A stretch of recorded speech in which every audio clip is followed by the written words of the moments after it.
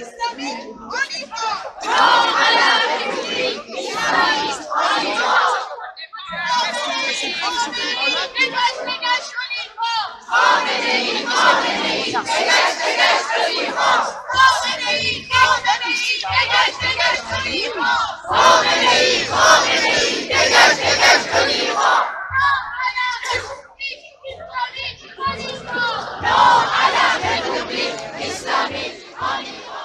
Donc, merci à tous et à toutes d'avoir répondu à cet appel de la Ligue des droits de l'homme et d'une dizaine d'organisations nationales, que je dirais françaises et iraniennes pour faire vite, mais ça mériterait d'être décliné. Et à l'heure d'aujourd'hui, si je puis dire, il y a une cinquantaine d'associations diverses, organisations associatives, syndicales, représentants du peuple d'Iran, dirais-je, ou des peuples d'Iran, pour être plus juste encore, qui appellent à ce rassemblement. L'idée que nous avions, c'était de faire un rassemblement aussi large que possible. Donc nous sommes heureuses que nous soyons relativement nombreux, au-delà des divergences que nous pouvons avoir, pour montrer notre solidarité au peuple d'Iran qui se bat aujourd'hui contre la répression des mollahs. Je vais être assez brève. On va faire des très courtes prises de parole, réservées a priori, excusez-moi de le dire comme ça, aux premiers signataires, parce que nous ne pourrons pas donner la parole à tout le monde. Nous devons impérativement disperser le rassemblement à 14h45 pour éviter des problèmes que j'appellerai d'ordre public, pour reprendre la terminologie, et éviter des confusions politiques que nous ne voulons pas cautionner. Donc, désolé pour ceux et celles qui voulaient prendre la parole. En fonction de l'heure à laquelle, si chacun respecte son temps de parole, on donnera en supplément la parole à un ou deux collectifs ou représentants d'associations iraniennes. Je vais juste vous rappeler je vais pas énumérer la liste de l'ensemble des organisations, il y en a 50.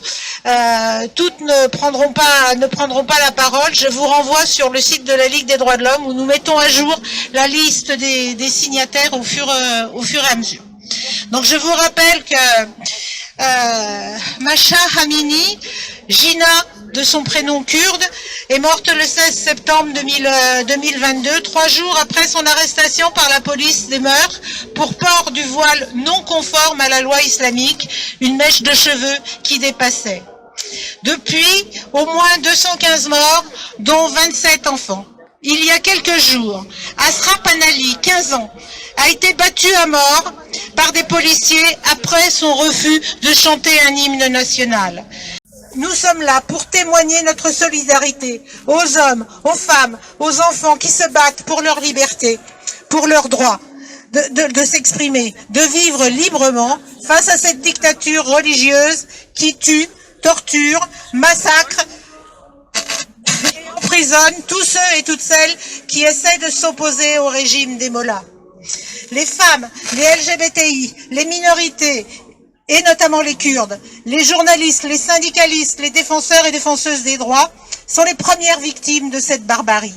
Je voudrais rappeler que l'Iran est un des pays qui pratique le plus la peine de mort, et sous ses formes les plus barbares, notamment la lapidation des femmes. Et je voudrais justement associer à ce rassemblement un hommage aux femmes afghanes qui se battent exactement pour les mêmes raisons, et un hommage aussi à Amal, cette jeune, et aussi un hommage à Amal qui est un pseudo pour protéger cette jeune femme. Amal est une jeune femme de 20 ans qui est en ce moment en prison au Soudan, là aussi victime de la charia, et qui risque d'un jour à l'autre d'être lapidée. Hein, donc notre témoignage c'est celui-là et je vous remercie d'être nombreux et nombreuses à nous accompagner à ce jour-là et je voudrais tout de suite passer la parole à Sylvie Brigaud, qui est la directrice d'Amnesty International avec qui nous avons organisé cette manifestation. Merci Marie-Christine et merci à vous tous et toutes d'être avec nous cet après-midi de nouveau. Un peu plus d'1 mois après la mort de Mahsa Amini pour être là dans les rues, témoigner notre solidarité, notre soutien au peuple, aux femmes et aux hommes et aux jeunes en Iran, dans les rues des villes d'Iran.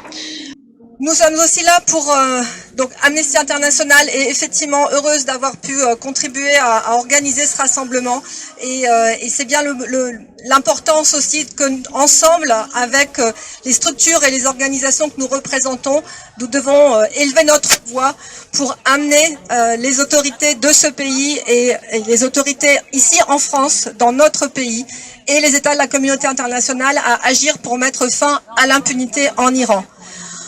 En effet, ils en ont le pouvoir. Et c'est aujourd'hui, à notre avis, qu'il faut cesser de détourner les yeux de la souffrance du peuple iranien, et particulièrement des femmes qui, à l'image de nombreuses femmes dans l'histoire de la revendication et de la protection des droits et des libertés en Iran, sont aujourd'hui, une fois encore, à la tête de cette contestation avec un courage extraordinaire. Et je veux ici citer Nasrin Sotoudeh Yassaman, pour laquelle et pour la protection de laquelle nous nous sommes déjà rassemblés ici et assez près d'ici, à côté de l'ambassade d'Iran. La France et les États de la communauté internationale ont aussi une responsabilité vis-à-vis des jeunes en Iran, ciblés, tués dans les rues par les armes des forces de l'ordre, des étudiants ou des lycéens attaqués et tués jusque dans les écoles et les universités. La France et les États de la communauté internationale ont une responsabilité vis-à-vis de tous ceux et celles qui, au péril de leur vie, défendent les manifestants, dénoncent ces crimes et ces violations massives et graves des droits humains. Je veux citer ici, en exemple, ces enseignants qui ont dénoncé l'attaque dans une école, ou encore l'avocat du jeune Mohammad Reza Sarvari, d'origine afghane, qui, à 14 ans, a été abattu le 21 septembre par les forces de sécurité lors de manifestations à Shahr-e-Rey, dans la province de Téhéran. Cet avocat a été obligé de publier, ou en tout cas a pris la responsabilité de publier en ligne une copie du certificat d'inhumation de l'enfant qui indique que la cause de la mort est, je cite, une hémorragie et un éclatement du tissu cérébral causé par un projectile se déplaçant rapidement. Il a écrit qu'il se sentait obligé de partager ce document officiel étant donné la propagation de faux récits par les autorités, dont les médias d'État et les déclarations des responsables attribuant de plus en plus souvent au suicide la mort des enfants tués par les forces de sécurité. Manifester librement sans crainte pour sa vie ni sa liberté est un droit fondamental dont nous jouissons ici en France et qui nous permet de nous rassembler aujourd'hui et exprimer librement notre soutien aux Iraniennes et aux Iraniens qui, dans ces mêmes rues en Iran, meurent ou sont emprisonnés, battus, harcelés, torturés pour exercer ce même droit. Avec toutes les organisations et structures qui ont signé l'appel qui nous rassemble aujourd'hui, et avec vous tous et toutes, Amnesty International appelle à la fin de l'impunité pour ce régime qui a fait de la répression sanglante des libertés fondamentales un outil terrible de contrôle et d'oppression de tout un peuple. Et depuis plus de 50 ans, nous documentons et dénonçons cette répression à travers nos recherches et nos actions. Cette semaine, nous avons, avec 42 organisations dont certaines sont présentes ici, nous avons demandé ensemble au Conseil des droits de l'homme des Nations Unies d'organiser de toute urgence une session spéciale sur l'Iran. Lors de cette session, le Conseil doit mettre, selon nous, sur pied un mécanisme indépendant doté de fonctions d'enquête, de compte-rendu et d'obligation de rendre des comptes, je répète, afin de traiter les crimes les plus graves au regard du droit international et les autres violations flagrantes des droits humains perpétrées en Iran. Dans notre appel au Conseil des droits de l'homme, nous demandons à ce que ce mécanisme puisse mener ses investigations et donc procéder en fait à contribuer à travers tout ce processus à mettre fin à l'impunité. Nous considérons que ce mécanisme doté de ces fonctions complétera le mandat et doit compléter le mandat du rapporteur spécial des Nations Unies sur la question. C'est notre devoir et notre responsabilité vis-à-vis des femmes et des hommes et des jeunes en Iran qui défendent et réclament leurs droits, ces droits universels à la liberté qui nous unissent tous et toutes. Nous devons faire pression sur les États de la communauté internationale pour créer ce mécanisme. Ces droits sont notre bien commun et nous avons la responsabilité de les protéger en nous mobilisant pour ceux et celles qui les défendent en Iran, mais aussi dans bien d'autres pays, comme au Tchad par exemple ces derniers jours. Nous répondons à cette exigence de responsabilité. Merci.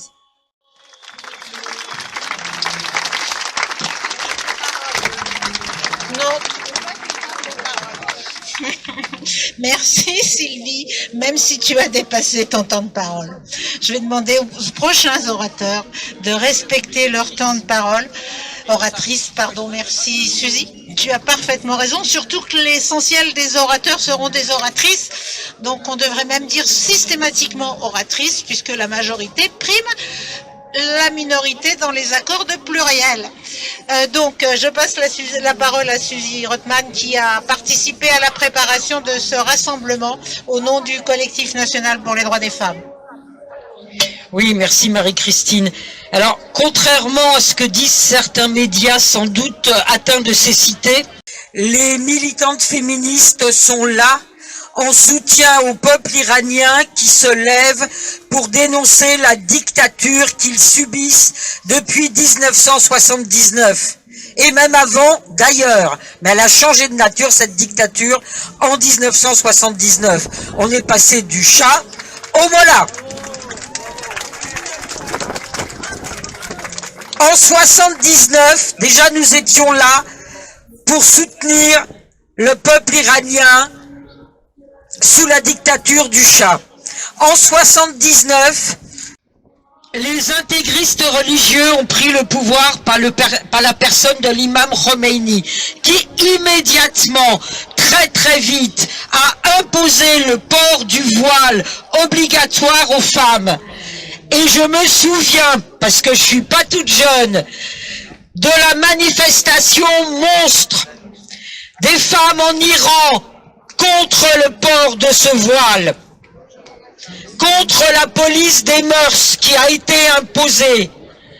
Et elles n'ont pas cessé de lutter contre le port de ce voile et contre les mesures anti-droits des femmes des dictatures. Parce qu'on le sait très bien, et soit dit en aparté, j'ai une pensée émue aujourd'hui pour l'Italie. On le sait très bien que dès qu'une dictature est instaurée, les femmes peuvent craindre en premier lieu pour leurs droits.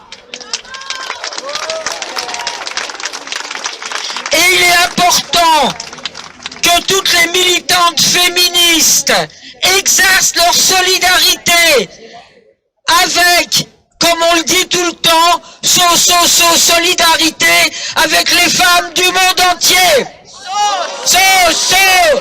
Solidarité avec les femmes du monde entier. Solidarité avec les femmes du monde entier.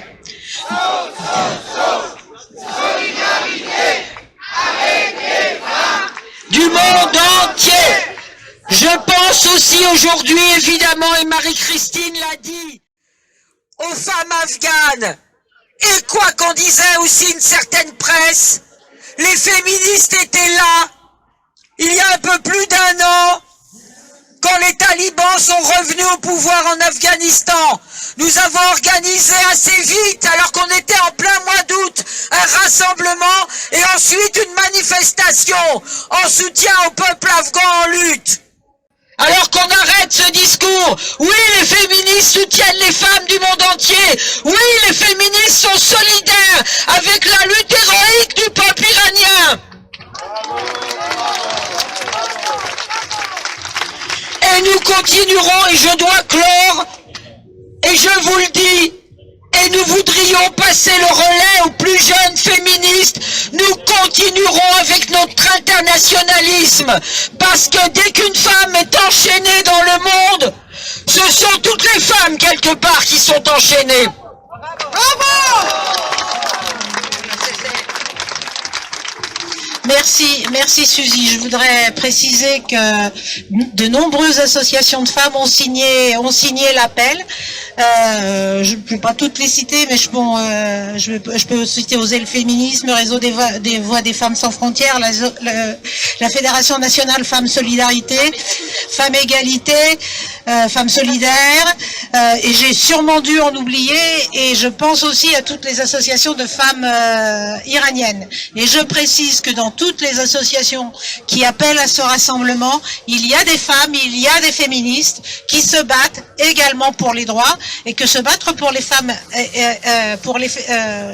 être féministe et se battre pour les droits des femmes n'est pas réservé aux femmes, et c'est aussi l'affaire des hommes. Je voudrais que Kani nous rejoigne, et en attendant que Kani nous rejoigne, je passe la parole à la Ligue des femmes iraniennes pour la démocratie et à notre amie Irène qui a aussi participé à l'organisation de ce rassemblement.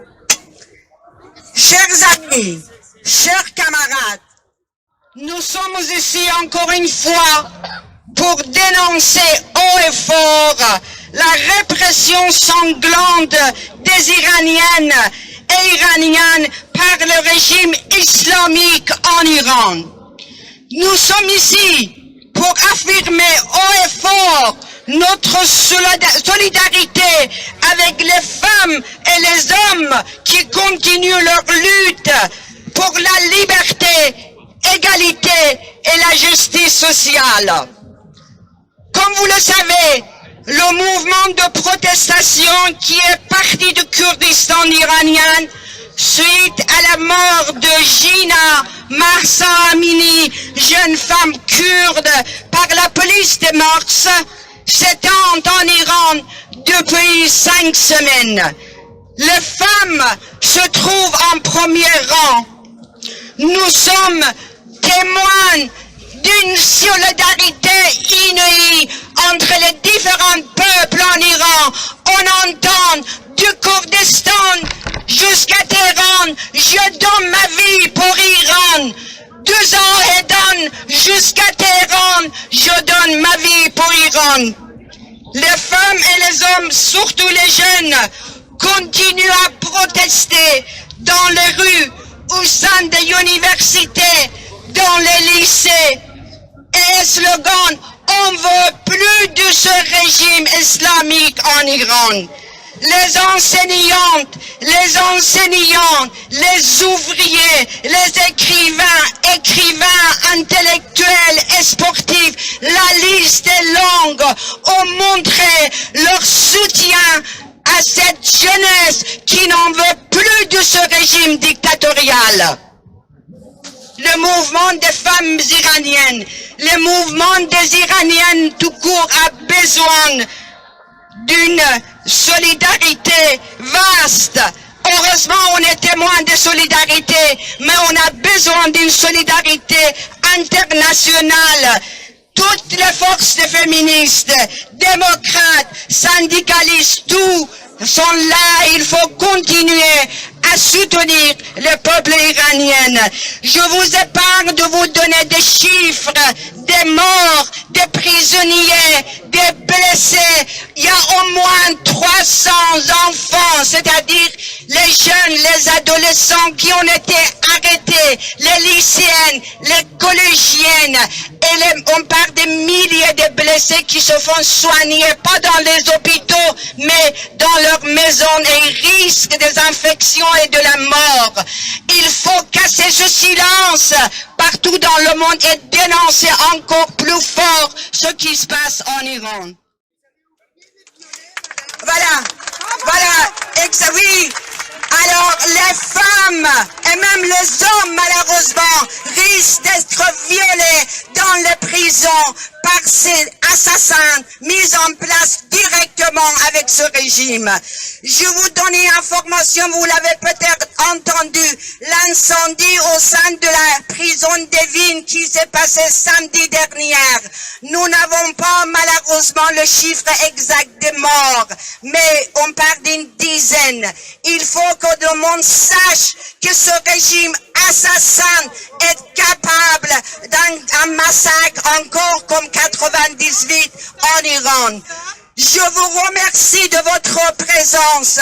On compte sur vous pour continuer cet soutien si nécessaire aux luttes des peuples iraniens. Merci à vous. Merci beaucoup.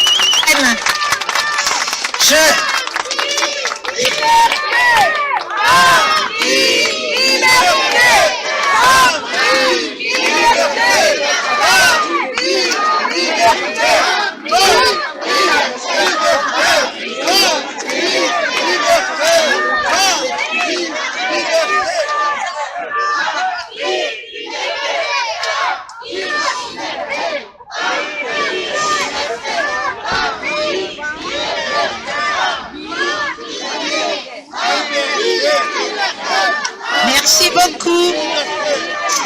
Merci beaucoup. Je vais maintenant donner la parole à Kani au nom des collectifs kurdes d'Iran. Je peux dire ça comme ça?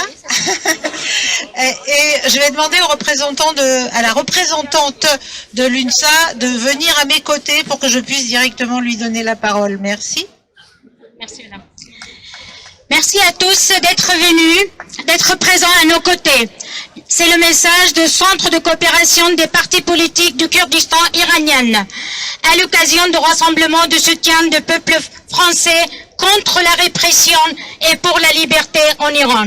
Chers amis, de la Ligue des droits de l'homme en France, des associations de défense des droits des femmes en France, des syndicats français, d'autres organisateurs et soutiens de ce rassemblement français épris de liberté. Cela fait plus qu'un mois que les protestations populaires se déroulent dans toutes les régions en Iran. Ce mouvement composé de différentes couches sociales de la société souhaite la fin du régime totalitaire de la République islamique. La répression brutale des manifestants par la machine répressive du régime est sans précédent et prend chaque jour de nouvelles dimensions tragiques. Les arrestations se poursuivent ainsi que les exécutions sommaires. Comme le démontre l'incendie de la prison d'Evin, dont les causes restent ambiguës. La vie de tous les détenus, y compris les prisonniers étrangers, est en réel danger. Aucune instance internationale, telle que le Comité international de la Croix-Rouge, ne peut accéder à ces lieux de détention. L'exigence de la libération des prisonniers politiques est plus que jamais d'actualité. Chers amis, comme vous le savez, pendant que le régime iranien réprimait les manifestants dans les rues partout en Iran, les forces militaires du régime ont attaqué des camps des réfugiés iraniens, des cibles civiles sur le sol irakien, avec des missiles et des drones, causant de nombreuses victimes et provoquant le déplacement de plus d'un millier de familles.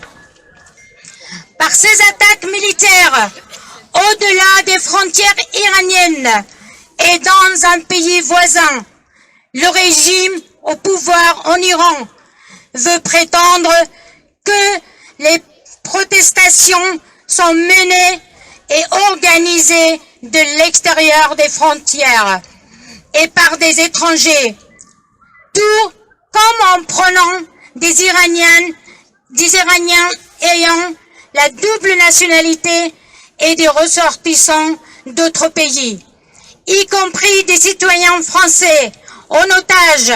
Ils tentent de contourner l'opinion publique de véritables racines de la colère et de mécontentement public à l'intérieur du pays, et ainsi pouvoir continuer à régner sans pitié et avec cruauté sur l'Iran. Nous alertons l'opinion publique sur le danger d'attaques militaires qui menacent les civils et les réfugiés iraniens sur le sol irakien. Nous revendiquons la fin de la militarisation des villes du Kurdistan iranien. Votre soutien à nos revendications est un moyen d'épargner la vie des milliers de réfugiés et civils kurdes iraniens. Nous vous remercions pour votre soutien constant pour la lutte contre l'oppression du régime iranien. Femme, vie, liberté. Jinjian Azadi. Jinjian Azadi. Jinjian Azadi. Jinjian Azadi. Femme, vie, liberté. Femme, vie, liberté. Femme, vie, liberté. Femme, vie, liberté. Vie, liberté. Merci beaucoup.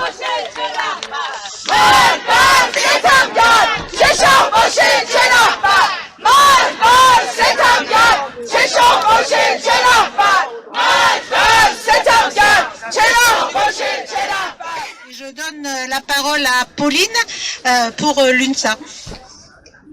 Merci. L'Union nationale. Pardon, excuse-moi Pauline. Si nos amis de la Fidèle du MRAP sont par là, j'aimerais bien qu'ils se fassent connaître. Et par ailleurs, les représentants de SOS Racisme qui sont là, eux, j'aimerais bien qu'ils se rapprochent. Mais c'est important que la jeunesse soit là aussi. Ça semble symbolique, mais c'est important que chacun puisse justement dire son soutien aujourd'hui. Et l'Union nationale des syndicats autonomes, justement, militant pour les droits de l'homme partout dans le monde, luttant pour les droits des femmes et membre d'un collectif de solidarité avec les travailleuses et les travailleurs iraniens, est engagé de longue date pour le respect et la reconnaissance des droits et libertés essentielles en Iran et apporte régulièrement son soutien aux syndicalistes iraniens et iraniennes dont les droits sont constamment bafoués. Depuis la mort suspecte de Mahsa Amini, les étudiantes et les étudiants se mobilisent. Les femmes manifestent à visage découvert. Certaines brûlent leur voile islamique que le gouvernement leur impose de porter.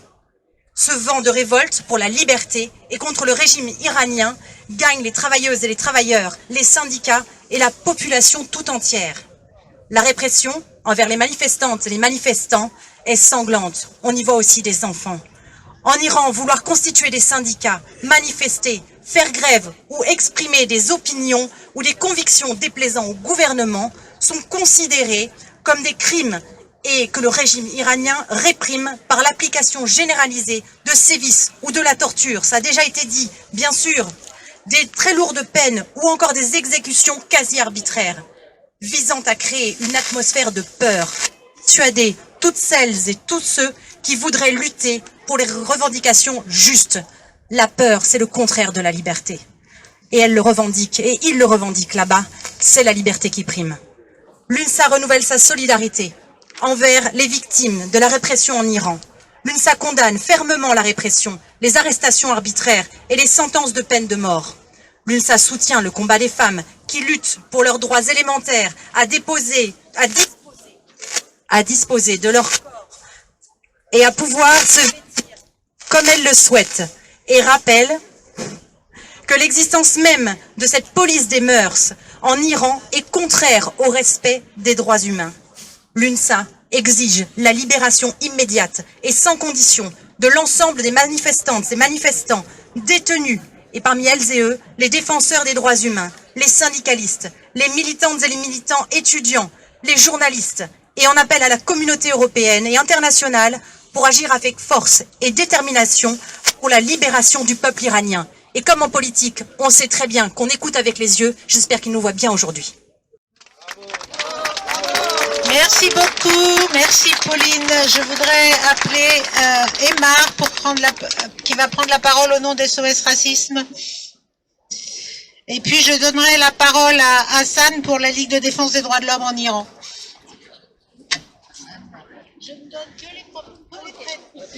Bonjour à tous et à toutes. Donc SOS Racisme est là depuis le début de la répression, depuis le début de l'assassinat de Mahsa Amini.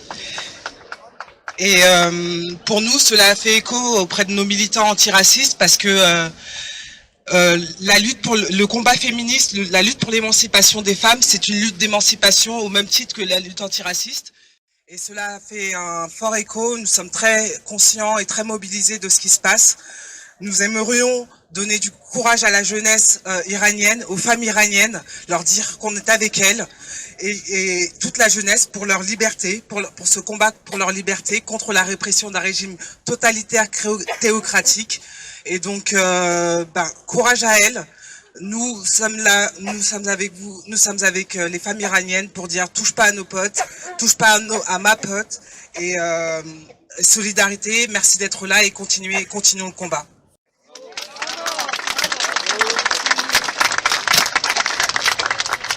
Merci beaucoup Emma, merci SOS. Je vais passer la parole maintenant à Hassan Makaremi, que je remercie d'avoir réussi à nous rejoindre puisqu'il avait des problèmes de train et que son train est arrivé à 14h à la gare Montparnasse.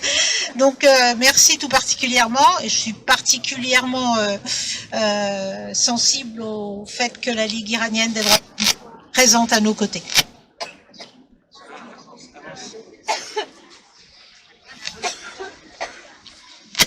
C'est bon. Mesdames, Messieurs, bonjour. Je m'appelle Hassan Makaremi, je représente Ligue de droits de l'homme pour la défense des droits de l'homme en Iran. Alors, ce qui est officiellement important, c'est que nous sommes au courant de ce qui s'est passé, ce qui est en cours. Il y a quand même deux exceptions. Premièrement, exception des gens qui participent cette fois-ci à cette manifestation, la jeunesse, les femmes et même les élèves dans les écoles primaires même. Alors ça c'est une chose. Alors ce qui nous concerne comme défenseurs des droits de l'homme, c'est les mesures que la République islamique d'Iran a pris en compte cette fois-ci. Des éléments exceptionnels. Premièrement, utilisation des fusils de chasse. On a plusieurs exemples. Les femmes, les hommes, les jeunes qui ont eu plusieurs petits balles dans leur corps, ça fatigue, ça laisse quand même des traces. Et deuxièmement, c'est que ce qu'on dit les civils, les bashar, ce sont des gens dans le civil qui ont aucune légitimité, qu'ils tuent directement. On a des exemples que dès qu'ils trouvent l'occasion, ils isolent une personne, ils le tuent directement dans la tête, et une balle dans la tête. Ça, c'est également, c'est nouveau. Et troisième nouveauté, c'est que il se présente chez les gens comme ça. C'est un facteur qui a amené une lettre où je livre une pizza, etc.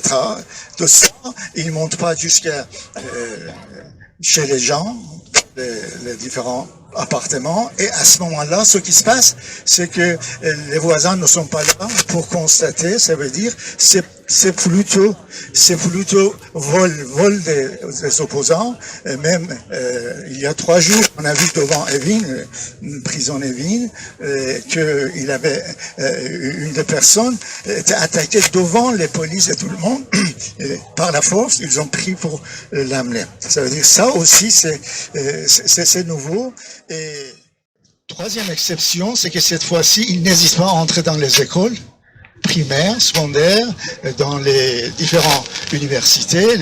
Le grave attaque qu'ils ont fait vers le minuit à l'université de Sharif, et aussi c'est exceptionnel. Ça veut dire chaque fois, ils s'arrangent pour faire des actions qu'on n'a pas l'habitude de voir. Ça veut dire qu'ils ont lâché vraiment tous les éléments, tous les possibilités qui comptent ces manifestations. Et ça c'est grave.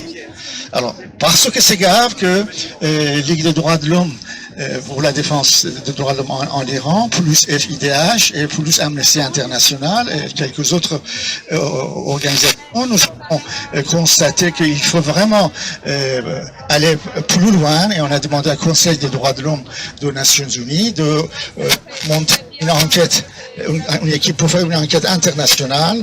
Et ici également, je répète, je demande à la communauté internationale, même les États comme la France et l'Allemagne, doivent vraiment intervenir pour que ce commission soit établie, parce qu'aujourd'hui, nos problèmes, c'est que dans 2 jours, si Internet s'arrête globalement, on n'a aucune possibilité de voir ce qui se passe en Iran. Et ça, c'est grave, et ça, c'est important. Au moins, la liberté à avoir l'information. Voilà, c'est encourageant, mais nous sommes vraiment, pour le moment, assez faibles pour défendre les Iraniens qui sont dans le champ d'action. Merci, mesdames et messieurs. Merci beaucoup. Totalement parfait sur le timing, pas d'inquiétude. Je voudrais demander à Berivan de nous...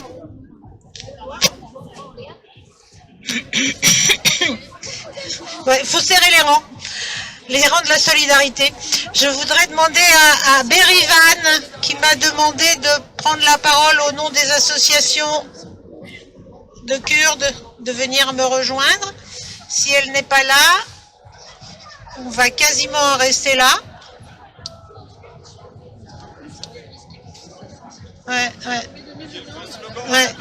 Alors je vais donner la parole pour terminer à un représentant du collectif Solidarité Ukraine qui veut manifester, il va se présenter lui-même, et qui veut donner un mot de solidarité avec le combat dans l'Iran, et ça me paraissait important de lui donner la parole. Bonjour.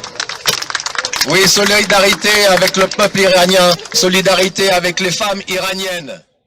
Les femmes iraniennes qui se font massacrer par le régime en place, ce régime totalitaire, qui copine avec le régime totalitaire de Poutine. Partout où la Russie est impliquée, ce sont des horreurs, des massacres, des viols de femmes en Iran, mais aussi des hommes et des enfants. Aujourd'hui, vous constatez qu'en Ukraine, ce sont des innocents, femmes, enfants, hommes qui se font massacrer sous les bombes de l'armée russe.